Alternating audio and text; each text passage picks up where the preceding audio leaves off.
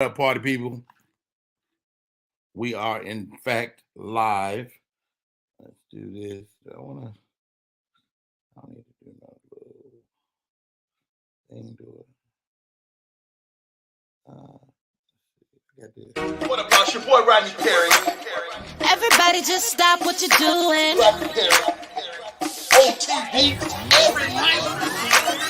Hey there, how you doing? What's up? Everybody on your feet, get up. Good laughs, good people, good vibes. Get ready, cause it's about that time. So clap it up, clap it up, clap it up. Laugh it up, laugh it up, laugh it up. Clap it up, clap it up, clap it up. Laugh it up, laugh it up, laugh it up. Everybody get ready. Everybody get ready. Everybody get ready. Everybody get ready. This show is off the chain. This show is off the chain. All off the chain. This show is off the chain. Off the chain. Off the chain. Rodney Perry. Off the chain. Off the chain. Rodney Perry is off the chain. You don't want to see me do my thing.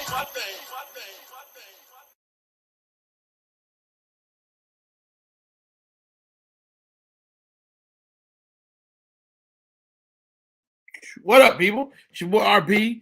Rodney Perry live is in the building. Oh, snap. I reached out to some of my oldest and dearest friends. I realized I went to David Arnold's funeral. Nard Hurston passed away yesterday. And I realized we don't see each other enough because a lot of us are all over the country, all over the world. And so I decided to kind of put together impromptu talk, chat, comedy with some of the funniest guys and girls that do it. Smooth E, in the building, he's got as many records as he got comedy albums. How many albums do you have? Yo, Music. up there? You mean how many pieces of vinyl or how many have I made? How many have you made? Oh man, I probably made like 4 or 5. Really? So Yeah. Are you a musician at heart?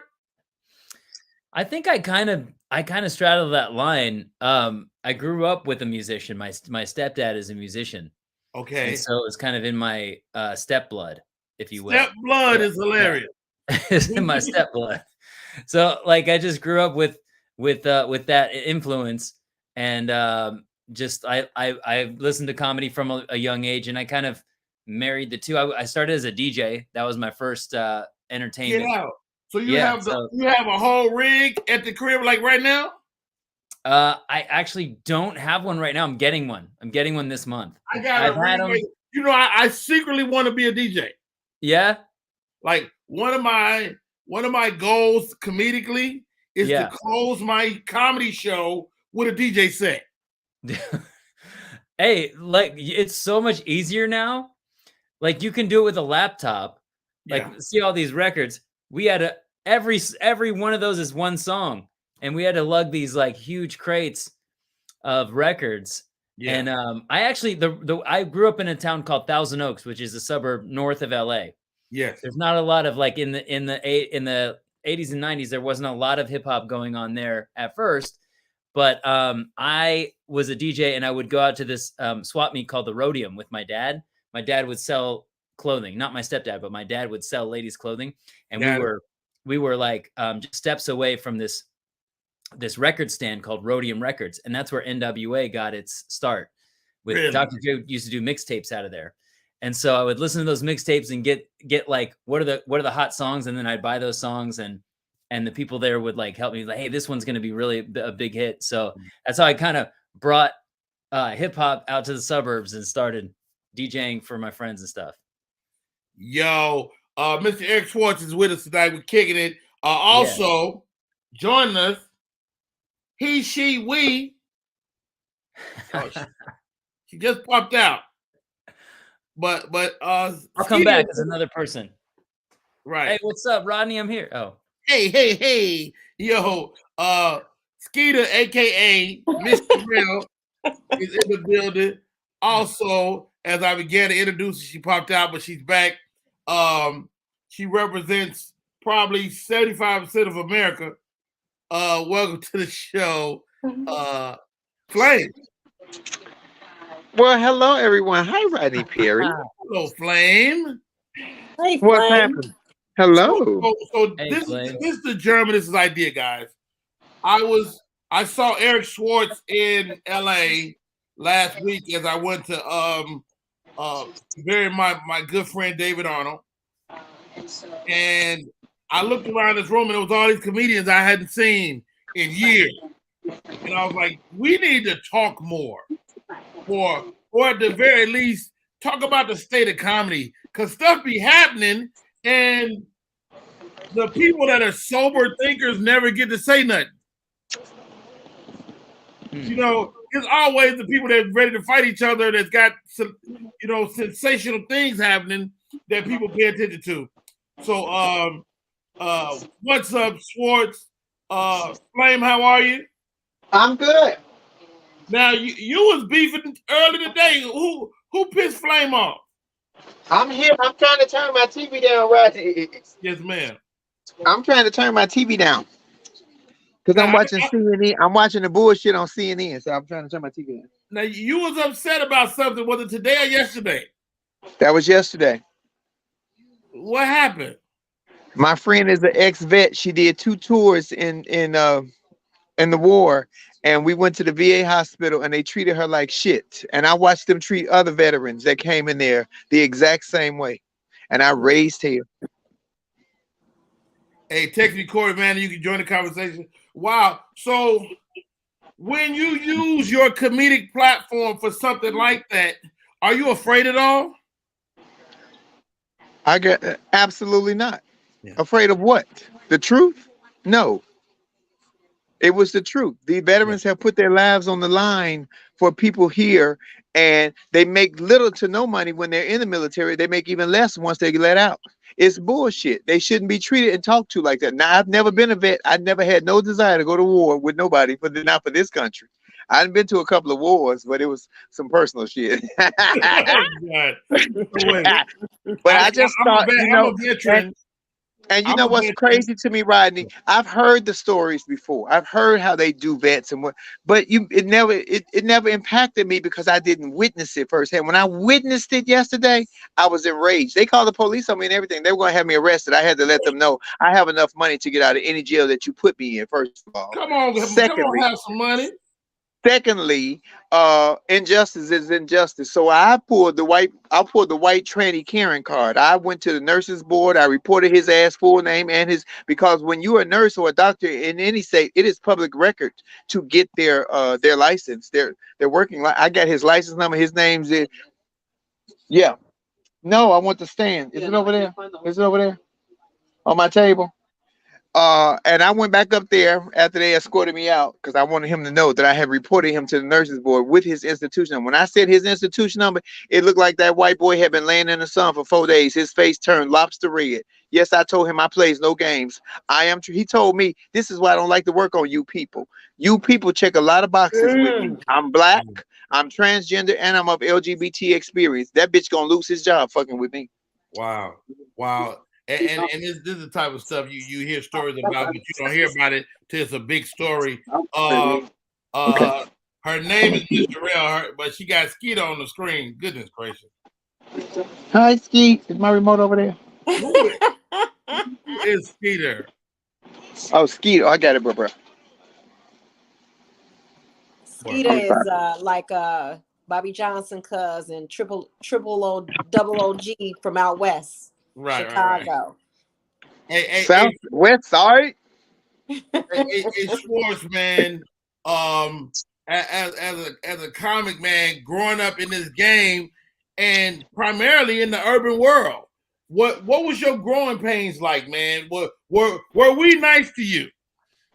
Of course, the nicest. I was thinking that when I was at the memorial, the celebration. I've been blessed to have. Why does when Enns was saying, Enns Mitchell, he started the Comedy Union. Yes. I think, was it you or Chris? I think it was Chris who said when he opened, then there was finally a place for Black comedians to go up 7 days a week. And that that honestly broke my heart. Wow. As somebody who could go up everywhere, I'm like, why were the black comedians more accepting of me as a white comedian, and it's not the other way around? And it like hit me, and I always knew there was an imbalance, but that hit me like, I'm like, oh man, what if I could only go up at one club 7 days a week? That's the only place I could go up. It just I didn't like that, and it made me very grateful to the urban or the black comedians, and I do a lot of stuff with the Latino comedians because I was raised by a Mexican stepfather. Yes, I have material in that vein as well, and I think that I'm so grateful for that. I've always liked to celebrate culture because obviously Black culture has influenced me from day one. I started as a DJ, and Black culture, like, how could you can't not be influenced it and grow up in America in the 80s, 90s, now up to now. I mean, before that, but like, how can you not acknowledge that? So why is that, Eric? Why is what? What he said. Why couldn't Black comics go up every day, 7 days a week? I mean, I wanted him to answer. Hold on, he can't speak for all white America. Let me I don't know. I'm saying it wasn't fair. It was absolutely not fair, and you got to take yourself back to that time. So it's LA, and it's not that you couldn't get up, but it was a pecking order like anywhere else. And to be honest, Sherelle, if I'm really honest, and Flame, you could probably speak to this time frame too, is that it's not that we couldn't get up at the Improvs and the Laugh Factory and the Comedy Store, but it was their rules was unacceptable to us. Like, they wanted you to sit outside on the ground on the pavement and wait for 6 or 7 hours, and Black comics was like, fuck that. And you had cats come from all over the country, and they were good. And so they didn't want to go through that rite of passage that a lot of these clubs had then. What do you think? Is that true, Flame? Well, I'm speaking from a whole different perspective, because what Eric said came not only, and from what, like y'all said, you couldn't get up at the white clubs. Now, here's the kicker. I couldn't even get up at the Black clubs back in the day because I looked different from everybody else. Not because of my talent, but I looked, so even at the Black clubs, and I'm black. It didn't resonate with them because I was transgender. So that was always the issue. So I get it. So, but now, look, like I told them 2 weeks ago, because I have a show every Wednesday at the Hollywood Laugh Factory. Thank you, Jamie Masada, called Free Voices. 20 years ago, when I came to Hollywood Laugh Factory, I was invisible. Now I have my own show at the fucking Hollywood Laugh Factory that Tiffany Haddish has come through, Dave Chappelle hanging out. You know what it is? It is, for me as a comedian and as part of, and being a person of trans experience, I didn't force my way in. I didn't say, I'm here, I'm queer, get used to it. See me. I organically stayed in the game, stayed in my lane, consistently showed up, rode with the big dogs, and waited for my constituents to say, oh, Flame is cool. Let's welcome Flame into the fold. Now, it took a long time. It did. But I was patient because it was already, the fire of being a stand-up or doing comedy was in me. Nobody was ever going to take that away from me.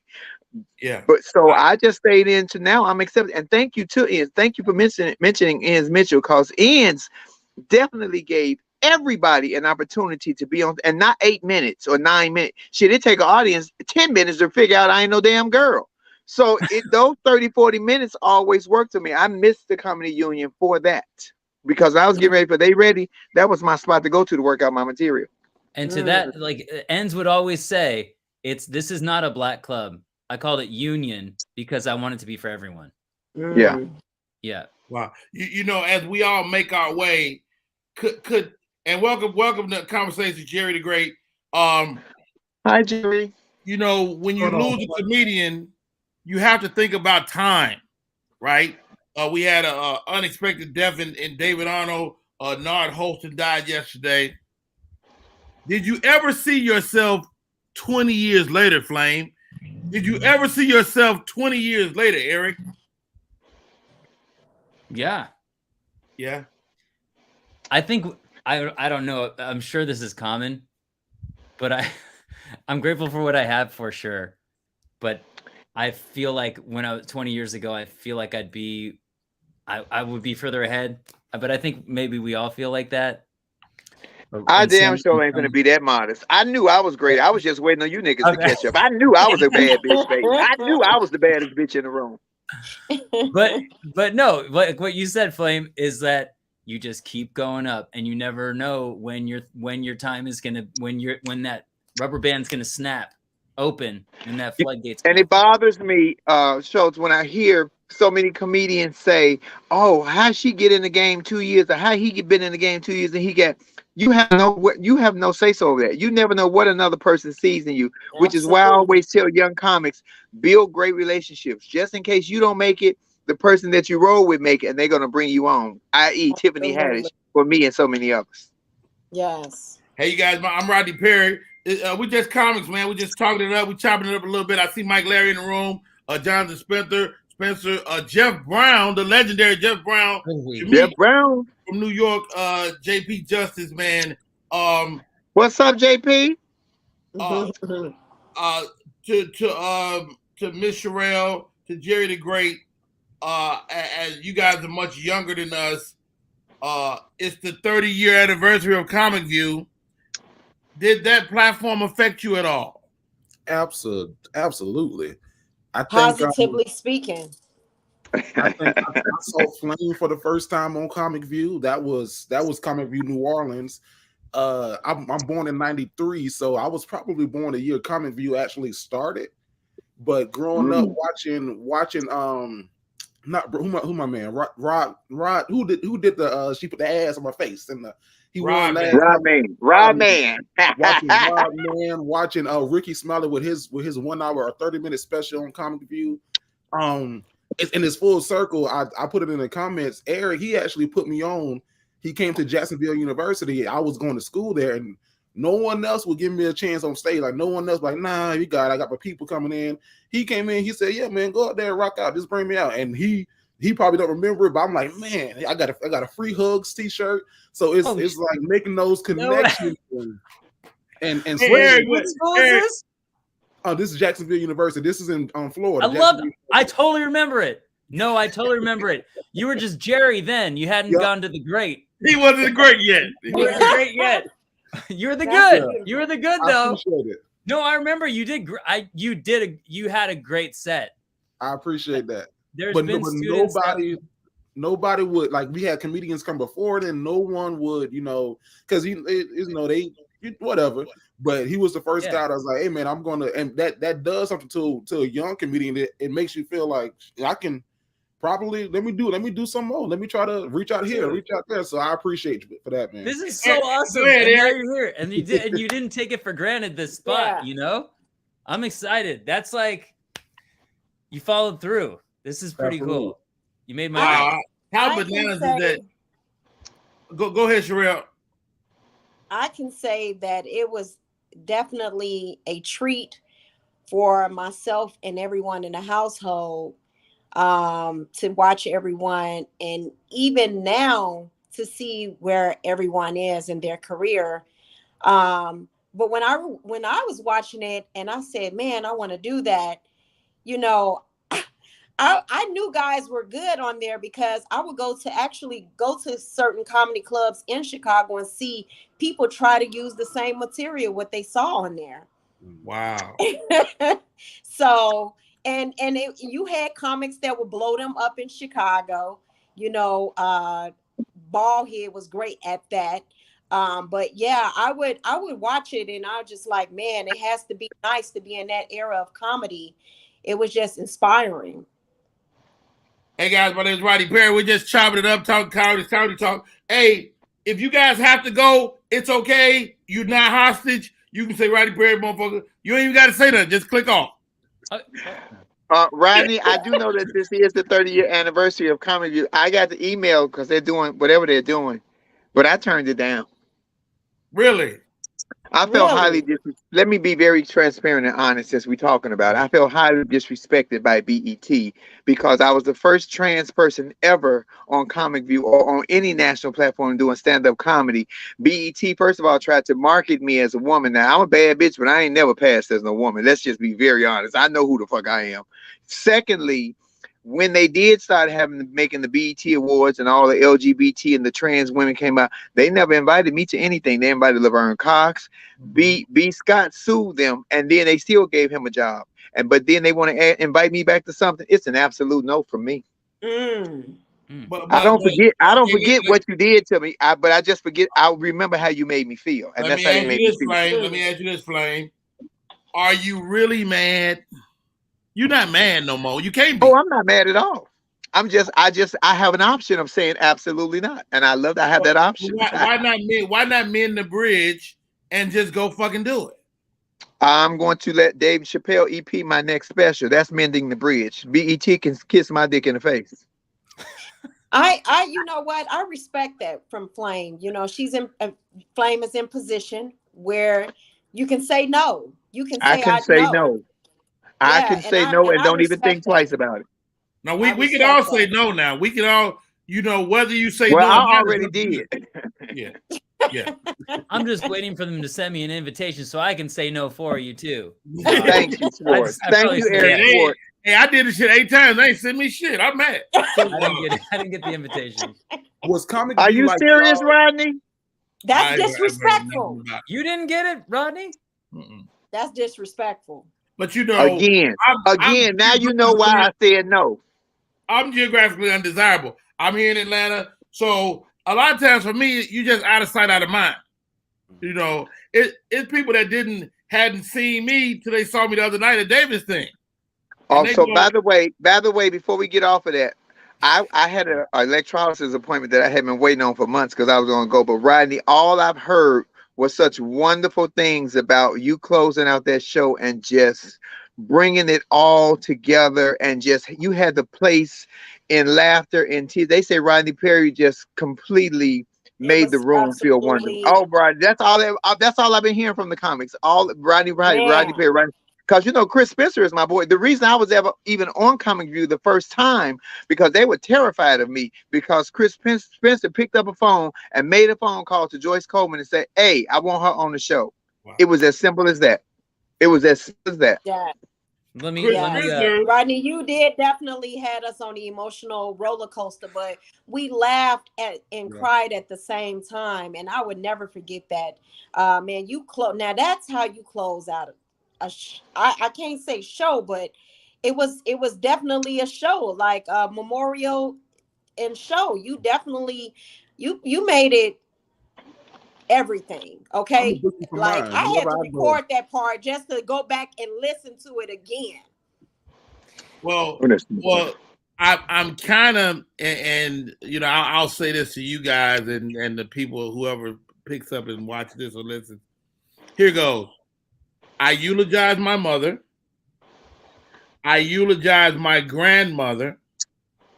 So I was not completely in deep water walking on that stage to speak kindly of my fallen brother.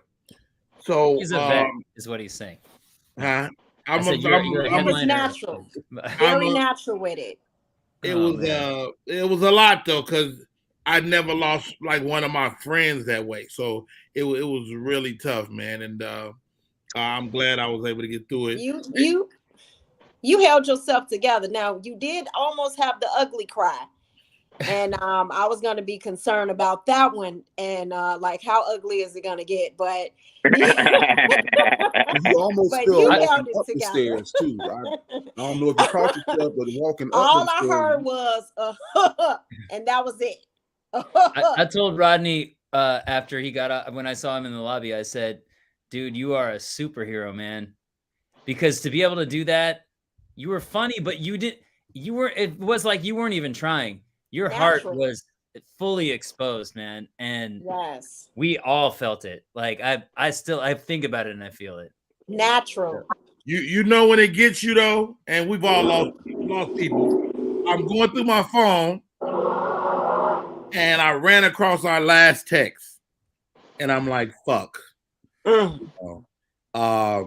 Let's do this, guys. Let's each one of us Flora question. We got 5 comments here. Well, 6. Corey Madden from the Great Northwest. What's Corey up? Madden, you have the floor. What would you ask 6 great comics if you could? Stage time. What about it? What about stage time? Oh, ask for some stage time. That would be the first. Can I get some stage time? That would be the first question. Bill Sherelle will put you up. And let me see. 6 questions. You have given me work. Corey, he's a comedian, but he also lives and breathes and takes care of his family with his corporate job. The white people love him, and he has called me to work and do some motivational stuff for him. Yo, let me. Can I speak to that for a second? So I work for this global organization, nonprofit called Youth Build USA. We work with young people who are 16 to 24, who are out of work, out of school, and we help them get a job and a GED. And I work for the mentoring side of it. So we're trying to establish mentoring programs at all of the organizations around the world. So we're working on that. And so this is during the pandemic, and it was a lot of, it was a lot of angst, a lot of just people not feeling in a good place doing the work that they're doing, knowing they couldn't get out and help young people like they normally help. And so we had a conference that we have every January, which is National Mentoring Month. And I hit up Rodney. I was like, "Yo, Rodney, you mind coming on and just speaking to the people and showing some love?" I wasn't expecting you to say yes. On be honest. I don't remember getting paid for that. That's why I wasn't expecting That's why I wasn't expecting you. Yes, and I don't want to put this out there. I don't want cats calling you up talking about, so if you did it for Corey Manning, you could do it for me. But that was one of the most prolific and still talked about experiences that people that I hear about. So man, so thank you. Here's the question. Here's first question, guys. When you were a young comic, how did you set your price when it was time to set your price?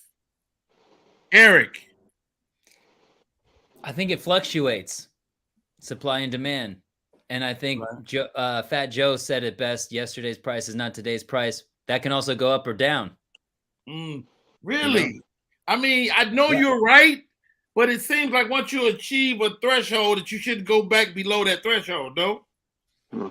Yeah, I mean, but also like, with comedy, a lot of times you're doing a door deal. So if you're doing a door deal, you're not selling as many tickets, you're not getting paid as much. Okay. So, but also Smoothie, take me to your first door deal where you had got big enough where it made money. Oh, wow. I don't remember what the first one was. I can think of one. But take you there. Okay.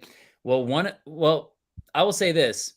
I got to tour with Joe Coy, and he was nice enough to he was the best. He's the best. He was nice enough to let me, he was always on me to promote myself, which is really rare. He was great at that. And he was a genius at it early on. Yeah. He goes, you better go out there in the lobby and talk to people and pass out, get flyers made. What are you doing back here? Go out into the front. And I would go out every time for like 2 hours after the show and just hand out flyers. And he would let me book return shows in that market. And so I'd come back like in a month or two and promote my show from the stage in the lobby. And that really packed my shows out. Unfortunately, the pandemic got in the way, but I still got to do those shows like a year and a half later.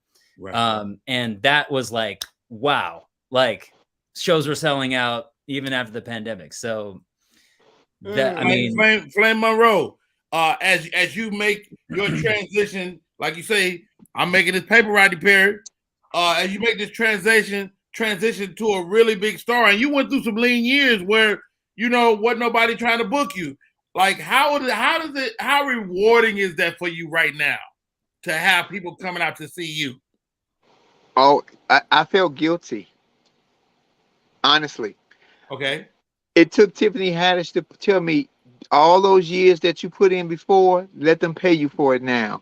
Tiffany said, "Know your worth," because when people was offering me $25,000 and $30,000, I was like, "No, that's too much." Tiffany's like, "No, it's not, and don't never let nobody pay you less than what I paid you." She always told us that when we taped They Ready, which she paid us handsomely for. So when I'm on the road now, and I don't do door deals for that reason that Eric said, because what if they don't come? We living in a recession. People black folks, we buy tickets the last day. We'll buy tickets 30 minutes before. We'll buy tickets at the Man. door. Yeah. Hey, if I And see comedy one empty clubs, seat, I'm sad. yeah, and Oh with my social God. media and some of these comedy clubs get nervous. If you ain't got 200,000 followers or 1,000,000 followers, they think you can't put asses in the seats. But I'm sorry to say that there were so many comics born during the pandemic on social media that I have seen, and they have 7 minutes to keep your attention. And after that, you want a drink to go to the bathroom, or you want your money back. Man, I can testify to that.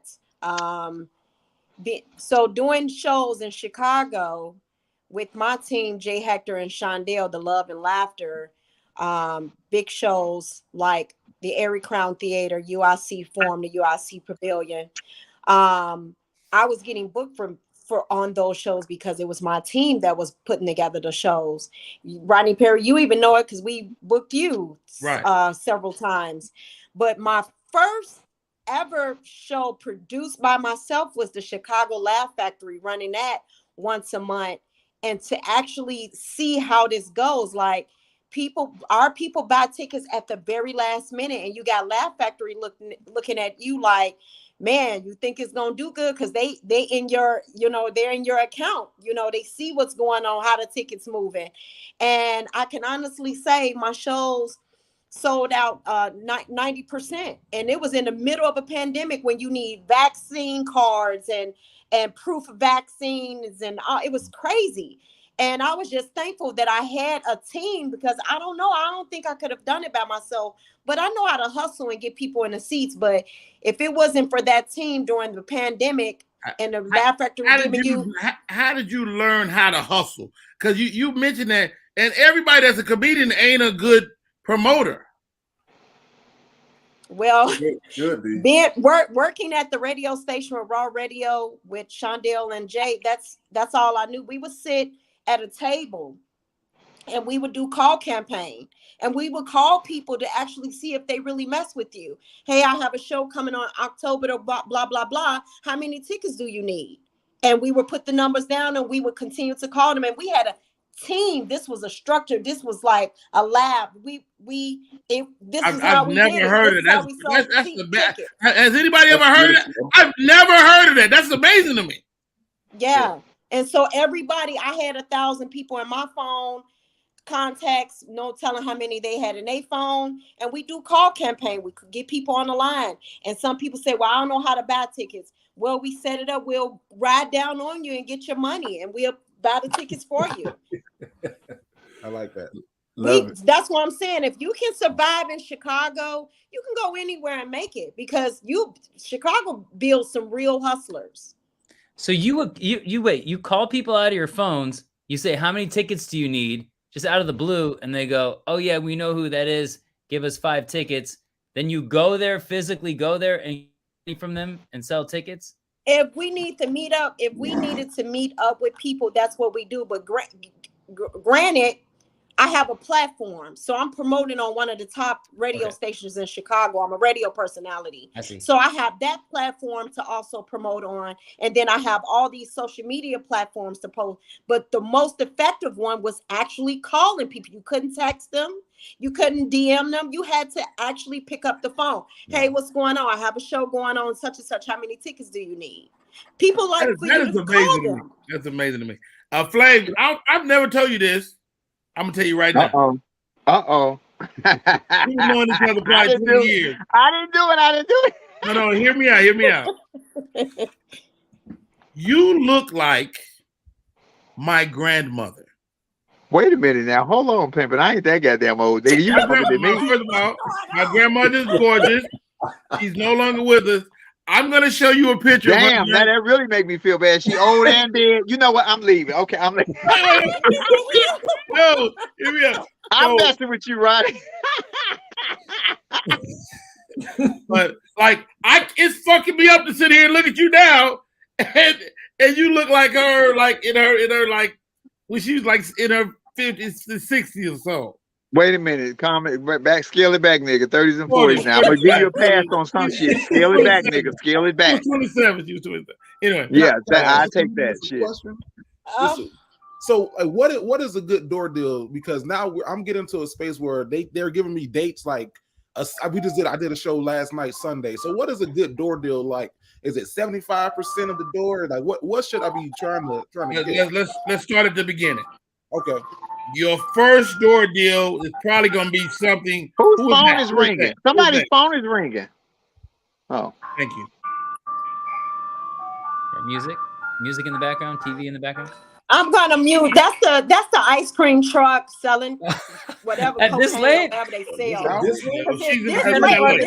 Girl, this late they selling crack. They ain't selling no damn ice cream. They selling crystal meth. That's too late to be ice cream truck. Ice cream truck come between 4 to 6. No, so your first door deal, and I know you have a podcast as well, and so your first door deal might be 50-50. Okay. You might go in there and say, 50% of the people you get, that's your money for the night. Your second group of door deals will be maybe 75% of the door versus, it'd probably be a guarantee of X amount of dollars versus 75% of the door. So you either going to get that guarantee or the versus the 75%. So if you don't draw people, you stop here. Okay. But if you draw the 75%, you take that home. Right? Well, Rodney, if you're gonna give it to him in the raw. Here's the issue with door deals. If the club does not promote you well, then you ain't gonna make no money because it ain't your people at the door. That's why I don't do door deals. I want $6,000 an hour guaranteed. You can sell the bitch out or not. Has nothing to do with me. You have 30 days to promote it. Pay me, and then you make your money back. That's what I do. And if you don't get that door deal, you don't get the numbers. They're gonna blame it on you. Exactly. When they didn't promote. You better get out my head, Delaware. Oh, I said it. Last night they did it where they did 75. They took 25, gave us 75, but took 350 off top. So it's 350 automatically going to the club. That's a whole other conversation because the club also retains the ability to give away tickets. So you might have, if you don't read your contract, you don't know.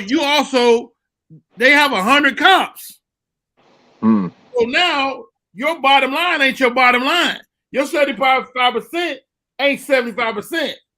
It's really 60% because you also, and so like Thomas Miles, who was on the radio with Steve Harvey, he said, don't do radio for me. Don't advertise. He tells them, I'm going to advertise out of my end of the deal. You just give me my 90% or my 85%. And so there are some people that get 75, 85, 90, and that's one of the reasons people say David was arriving, because he was getting into that space where he could get 85% of the door, and he was getting into the bigger money that Flame is talking about, where you could have a guarantee. Well, can we talk about the beauty of David Arnold? Yes, he did pass in his prime, but he died living his dream. That is beautiful to me. That was beautiful. Everybody's, I understand it was unexpected, but he was living his life. And as a comedian, you can die on stage. John Witherspoon did it until he died. Bob Saget did it until he died. That is the beautiful part of being a comedian and entertainer. So yes, it was sad and tragic that he died in his prime, but he died living his dream. He had got the Porsche. He had got the specials. He was taking care of his family. He was happy. It just, when that number is called, you ain't got no say so over that. Saints will march. Job well done. Job well done. What'd you say, Eric? I keep thinking about like you acknowledged that in another way, Rodney, during your eulogy, but you also said it hurts because we are missing him. Like we don't get him anymore. So I thought that I keep thinking about that. I mean, it's all relative to how you view death. Yeah. So, we lost my mom a few years back, and so when I walked into the room where my mother had lain, and I looked at her body, it wasn't that she was dead; she just wasn't inside of her carcass anymore. I felt like she was still alive somewhere. I just didn't have access to her, and so that's the way I try to view death. But the selfish part of me is very difficult to do that sometimes. All right, way to bring down the room, Eric Schwartz. No. You're But welcome, everybody. we were still answering the question on what would you ask if I could ask any comics, dead or alive, 2 questions. It would be, what was your greatest show, and what was your worst show? Ooh, nice. Because you Corey always Manning, remember greatest the show, worst show. greatest, and you always remember the worst. Corey Manning, greatest show, worst show. Go. Greatest show. Worst show. Any night at Slade's on a Wednesday. Now tell us about Slades. Tell us about Slades.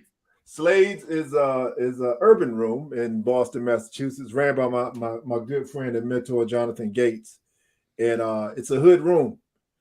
You know, if it's packed, it's terrible. If it's just a few people, it's a beautiful thing because those people are there for comedy, where everybody else is there just to socialize. But I love that room because it builds your chops to do greater things. My best show ever, or my favorite show ever,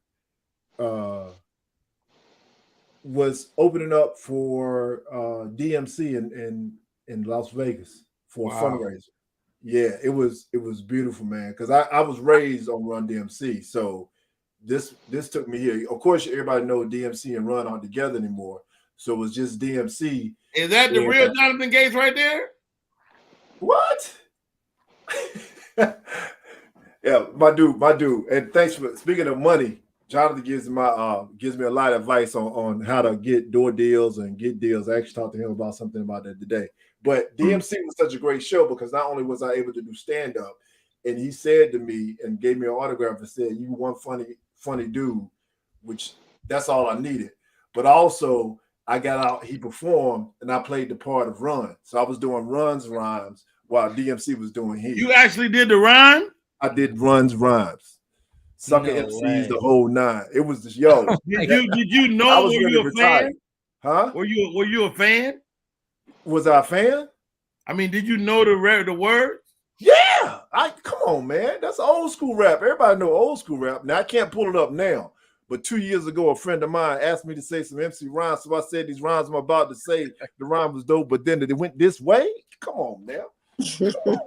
Dude, that is crazy. Okay, Eric Schwartz, best show or worst show, you make the call. Man, I can't narrow them down to one on each end, but one of the worst ones was in Scottsdale, Arizona, where the biggest guy I've ever seen wanted to fight me, and I cannot fight. And because his wife. What did you say to ignite him? His wife was talking through the whole show. Oh. And I never do this, but at the end, I dropped all performance and I said, I made it through the whole set and I just kept going. At the end, I go, hey, you know what? You guys stepped on every joke. And for everybody that came on stage, you were being really rude tonight and you ruined a lot of people's nights. You shouldn't do that again. She got mad and left. And then I told her husband and the friend that was there, they were on a double date. I go, hey, you guys, they just stayed there. And I go, you guys were cool. Thank you. You guys are better than that. And for some reason, when I said you're better than that, he took that as like your wife's trash. And he stood up and he's a bodybuilder. And he goes, what'd you say, bro? That's my wife. And he starts coming toward me. And I immediately start backpedaling. No, what I meant was, I think she should just maybe calm down a little bit. And then I grab the mic stand and I'm like, this mic stand is too heavy for me to swing because I'm not that strong. Luckily, some guy from the audience was braver than me and distracted him, pushed him, and he just he left. He knocked over my merch. That was probably one of the worst. Wow, that's crazy. Yeah. Jonathan Gates says best show the Peppermint Lounge, worst show at church when the pastor's wife was ignorant and I roasted her. You can't roast the pastor's wife. First lady. You can't roast the first lady. Come on. Oh, man. All right, Miss Skeeter, aka Miss Sherelle. Best show, worst show. You made the call. Best show, I'll start with that one first, was at the Erie Crown Theater. First time doing a 4,000 seater, and I was given 10 minutes and I killed it, and I dropped the mic because I was so excited, and I dropped the mic, and they charged us like a couple of grand after that, and that was it turned out to be the worst show because I didn't get paid. That came out my pay. They made you pay for the microphone? They made me pay for the microphone because I thought I was, it was after the Obama did his drop the mic, and I did that, and they was just like, yeah, you gonna pay for this. Wow. The worst show was at Jokes and Notes. I bet you won't drop another one. Never, what kind of mic was that? $2,000 mic. Yeah, it was that's what they said they charged. They pocketed your money, man. They didn't have that you. And that standard mic that we use is $100.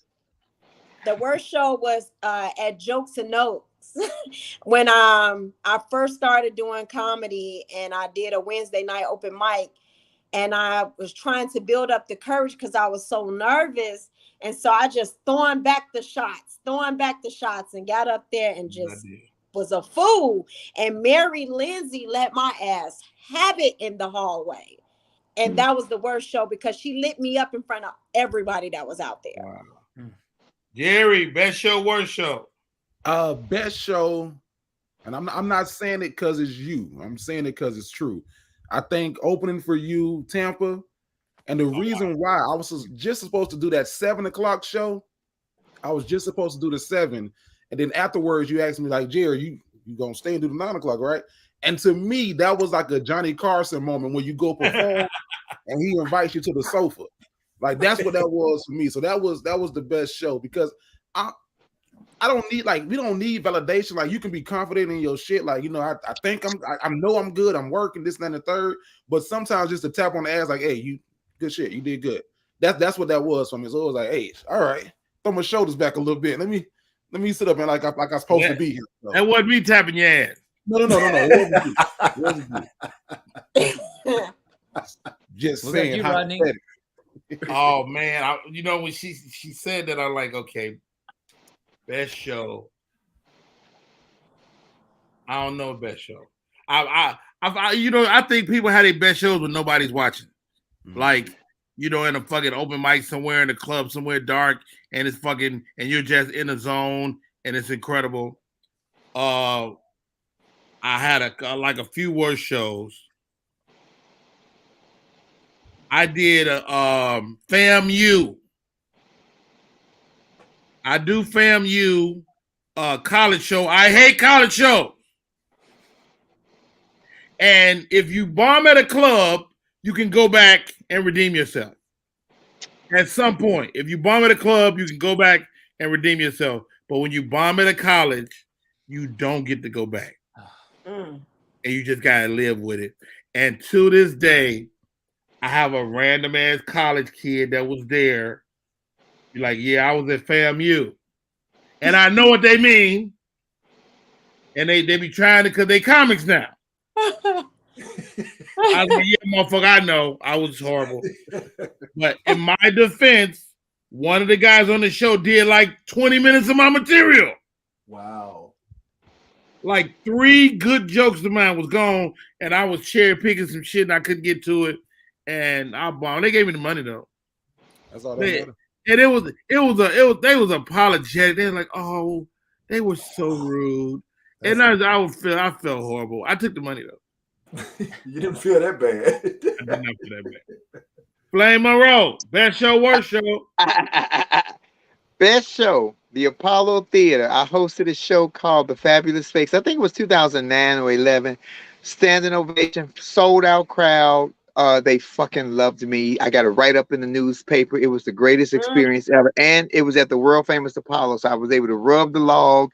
And while on stage, when I had a room full of Eric Schwartz, because it wasn't us, it was them, loving me. And I had a moment on stage when I realized, oh my God, Red Fox stood here. Mom's Mabley stood here. Flame, you a transgender queen doing stand-up in mainstream America, and you are on the stage with these giants. I went out of my head for about a second, and then I came back and I teared up in my eyes, and I still kept going, but it was the greatest show I ever did. Worst show I ever did. Ooh, Okay. Chicago, The Click, maybe 97 or 98. Back in the day. I auditioned for BET's Comic View, and I was going through a broken heart over a boyfriend. And this one, I used to snatch my dress off and have on a little tiny bathing suit. The body was incredible. Oh, I was a motherfucker. I ain't a motherfucker no more. And I couldn't get my bearings because let me tell you something about love and being a comedian. You take that shit when it's bad on stage with you. And I didn't know how to segue it to use it as therapy and comedy because I was so new in the game. And I fell apart and I was so embarrassed. And it to me, and let me be very honest, so many comedians wanted to see me fail because I was rising so fast because I was so different from everybody else. Oh, and I gave them what they was looking for that night because I crashed into a brick wall and exploded. Good God, I was terrible. And I stayed away from comedy for maybe 4 months because I was humiliated. I was. But then that fire hit me one day and I was like, bitch, you going back. Get your black ass back to a stage. Got my material tied up, went back, and been here ever since. Here goes the question, guys. And we're going to wrap up in 9 minutes. Who is the best comic you saw with your own eyes that the world will never know about it? Jeff B. from Chicago. Jeff B. from Chicago. That's a good call. Shouts out to Jeff B. Brilliant comedian. Brilliant comedian. Maybe your OG. If not that, shout out your OG too. Marlon Mitchell from Chicago. Marlon Mitchell. If you don't leave Chicago as a comedian, it is real hard to explode onto the world. I'm just saying that. We get stuck in Chicago. She mentioned Baldhead. Baldhead was famous from 47th to 51st for years. Listening to Mary Lindsay's bullshit. I told him to get the hell out of Chicago. Hey, somebody said Tony Woods. Miss Sherelle, who's your OG or who's the best comic that people don't know about? I'm gonna say people are sleeping on Marvin Phipps. I like Marvin. I like Marvin. He is very, very funny, and he's a full-time, truck driver. So I think that's what holds him back from really, just getting out here and traveling because he's hilarious. That's Ronnie George brother. They both are hilarious. Is it still a situation where you have to move? Like, I don't know if that's true anymore. Like, not with the internet. When I moved to LA in 98, you had to move. I don't know if that's true anymore. Well, for some people, I think so because they so dedicated to their jobs. It's just like they got to get uncomfortable. Some people got to get uncomfortable. If they still there, they're going to go to those jobs. They're going to continue to work, And then my father, Skeeter, he's hilarious. Been hilarious all my life. Hey, everybody in Chicago is funny. Your grandmother, your auntie, your cousin. If you live inside the Chicago city limits, you might not be a comedian, but your ass is funny, man. Yeah, even that Lori Lightfoot, she's funny. How they gonna wait to get a lesbian mayor after I leave Chicago? I got an issue with that. Jerry the Great, who's your OG, or who do you know that's like hilarious that people just don't know about? OG is DL. DL shows me a lot of love. He got me back into comedy. I was doing radio when I first met you, Rodney. I was doing radio, and I was just bringing comedians in to talk to my favorite people. And DL was like, man, if you don't get your ass back on stage and tell some fucking jokes, which is what you doing. I love DL. So DL the OG for sure, and then comic that slept on and people don't know about. I'm gonna say a cat named Ken Miller. He's out of Orlando. He won that Steve Harvey Ken search is that Steve hilarious. Harvey did. But Ken Miller out of Orlando, he's a beast. Ooh, somebody said Sylvia, Trayvon, Morrison. If you don't know, if you're a comic connoisseur, look up Sylvia Trayvon Morrison. She was one of the first writers on Saturday Night Live, but she didn't get credited, and they just had her listed as a writing assistant. But she was actually a great writer and a great comedian. Smoothie. Well, I mean, there's so many underrated or underappreciated comedians. But one person that I think needs more acknowledgement for helping other comedians, and we've already said his name a couple times, is Chris Spencer.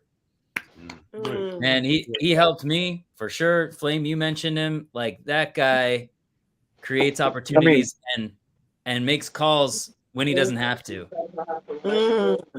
Very true. Who's your OG, E? I kind of didn't know what that meant. Sorry. Let me tell you.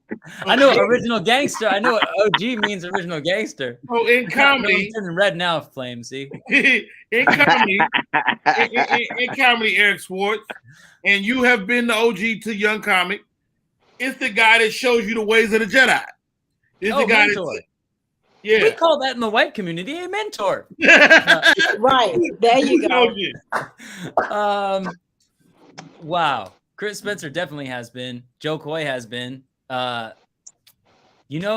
Angela Johnson, just by I listened to her book. Tiffany Haddish. Tiffany. So many people. I came up with them, and they create opportunities and help me shine. Still. So. Rodney Perry. You know what? I was gonna say Rodney, I didn't give my OG, but it's definitely you. I tell everybody that you my mentor. If it weren't for you when I moved out here, man, it would have been kind of rough for me. You stepped up and made some calls, and every time it's an opportunity, I'm like, look, hit up Rodney Perry, because you just make it look easy. You give the best constructive criticism without it really tearing a person down. Plus, I've watched you do this through illnesses, strokes, COVID, and you keep going. You just keep First going. of all, y'all can't say that Rodney Perry is an OG because the nigga already said I look like his grandmama. So if he the OG, what am I, 300? Good God. You're the OOG. I am the senior citizen OG. The double OG. The G stands for grandmother. The hell with you, Rodney Perry. I'm sorry. I love my grandma.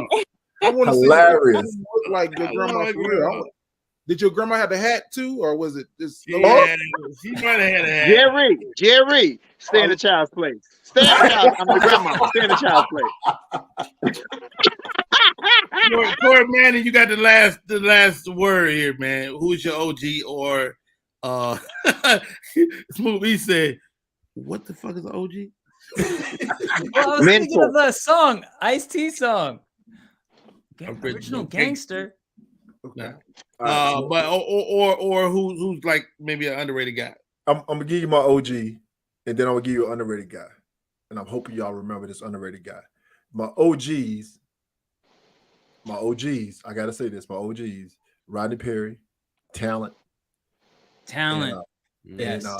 And Jonathan Gates here in Boston. OG. Real talk. That's real. Comedian that nobody, what was it? A comedian that nobody would never know. It's not even a comedian today, but it was Amos Quick. I don't know if y'all remember Amos Quick out of North Carolina.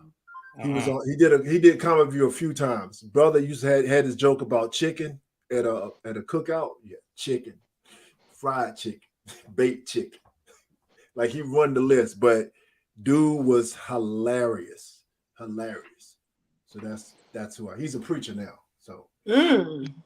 Wow, Most comedians are preachers. Shit. Hey, so many great names. I'm gonna hit a couple of them. Somebody said Lawrence Owens out of DC. Somebody said Teddy Carpenter. Teddy Carpenter, yeah. Teddy Carpenter. Somebody said Cortez. I don't know who Cortez is. Oh, that's my brother from New York, Tony Woods. Tony Woods is the legend. To have Tony Woods know my name makes me feel good about my life. Terry Hodges, Tony Wu. So many great folks. Guys, thank you for answering my call and for coming on. It was fun, guys. I mean, just to talk to you guys. Thank you. I don't know if I'll ever do this again, but it was fun. It'll live on my YouTube page if you want to go back and watch it. Real quick before we go, Eric Schwartz, how do we stay in touch? Instagram, Eric Schwartz with 3 E's at the beginning. I want to know why. Because Eric Schwartz was taken, some squatter. Eric Dirty Schwartz. bastard. All right. He doesn't even use it. There's only one Eric Schwartz. That's right. Well, there's a lot, but I'm the one. He's the main like the John one. Smith of Jews. Hey, she's Skeeter's favorite daughter, or she's Miss Sherelle. Miss Sherelle, how do we stay in touch? It's Miss Sherelle, MZ_Sherelle1 on all platforms, except for Facebook. It's Miss Sherelle Pierce. And each and every Sunday night, 6 to 10 p.m., Raw Radio on Power 92, Chicago Radio. You still do that? So how do you Not every Sunday, but when I have some stuff popping and clients, I do. Oh, get out of here. All right. Corey Manning, how do we stay in touch? 617-74. No, I'm sorry. That's my phone number. I almost messed up.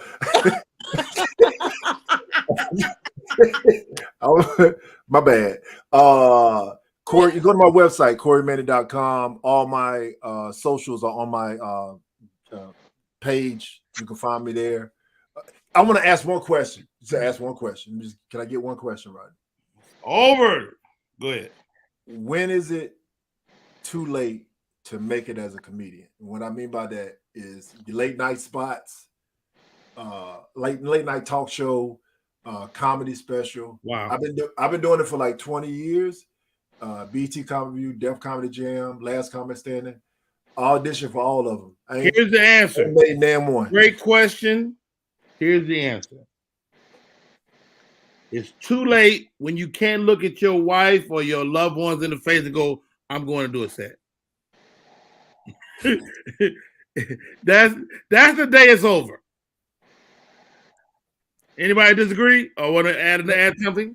I have something on. This is the end of my new special that I just shot. I've asked myself that many times. When am I going to make it? And I realized that the answer is in the question.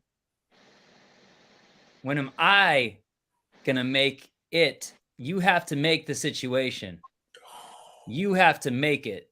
So you are creating, you hear the word manifesting. And that's what to me, that's what I realized it meant for me. Wow. So and you make that paradigm shift and everything starts moving out of your way. Yep. So you make that situation. It's not like somebody's going to hand you the keys. Hey, if you get nothing from this talk other than that, then you got it all. Jerry the Great, how do we stay in touch? You can stay. First of all, Skeeter, I happen to know that's a nickname. I thought that you had something to do with something on there. All platforms at Jerry the Great, THA Great. I thought she was a Skeeter. I wanted to ask her. Go ahead. I'm sorry. That's so real quick. That's what Rodney calls me when I don't have on my makeup, my beat face. No, that's what you call yourself. You said, hey, Rodney, I got my Skeeter face on. I can't talk to you today. My dad name is Skeeter. That's his nickname. And you know, me and Rodney have a joke like can you come on live? I'll be like, I have on my Skeeter face today. I look like my daddy's son. But to answer your question, I would like to say you have to create what making it looks like for you. You know what I'm saying? Some people have to create that. You can't wait on it. You really have to just create it. you know. And I feel like Tiffany, she created some things, a platform to bring in comics, to do a special. Like, you just have to position yourself to create it. What the mind can't believe it shall achieve. And finally, first of all, wait a minute. First of all, Sherelle, you said what Rodney called you when you come on with no makeup on. I wonder what that nigga called me, because I ain't got no makeup on right now. He said you look like his grandma. I might not be Skeeter, but I might be his homie. No? He said you look like his grandma. He called you grandma. You supposed to call me Granny nigga when I come on. TikTok, Flame Monroe 125. Facebook is Marcus Flame Monroe Parker. Instagram is Monroe Flame. I got a YouTube channel, Flame Monroe, and I have a podcast called Laugh and Learn on iHeart under the Black Effect Network that I tape every week, so you can download and listen to it. But I also have a show every Wednesday at the Hollywood Laugh Factory called Free Voices. And I'm telling you, comedians, if you need, and this ain't for the amateurs, I'm not, and that's no disrespect, but when you need to do 20 minutes, you can come to the Hollywood Laugh Factory. They put your name on the marquee. Just set it up and come. It's not a gay show. It is a comedy variety show. So, yeah, because if you know, when I say it's a gay show, honey, ain't no comedians going to come. That's not true. Hey, some of them come out there looking. That's hey, y'all. not true. They'll come. They won't come. Flame know they Hit hey, me when I've been in the game 20 years. They won't come. They won't Things come. is different now, Flame. They hear me when I tell you one more time. They won't come. Skeeter. Because they think it's a gay audience. Baby, the audience is Eric Schwartz. I can't even get us up in there. The white folks and the Yangs is loving me. I like that you always consider me your audience. Sister says laughs have like no that. gender. Hi guys. Again, thank you to each one of you for answering my call, and we're gonna do some more of these, man. The conversation was incredible. Yeah, that's it. Let's get out of here. I'm gonna dress up like your grandma for real next time. I'm putting on an old lady dress and a gray wig, nigga. Fuck. Don't do that. That'll fuck me up, Flame. I'll be able to do it, Flame. Hey, I got it. Hilarious. Let's get out of here. Hold on, let me do this first. All right. That is our show. I got that, and goodbye. What's your boy Rodney Perry? Everybody just stop what you're doing. OTV every night. Hey there, how you doing? What's up? Everybody on your feet, get up.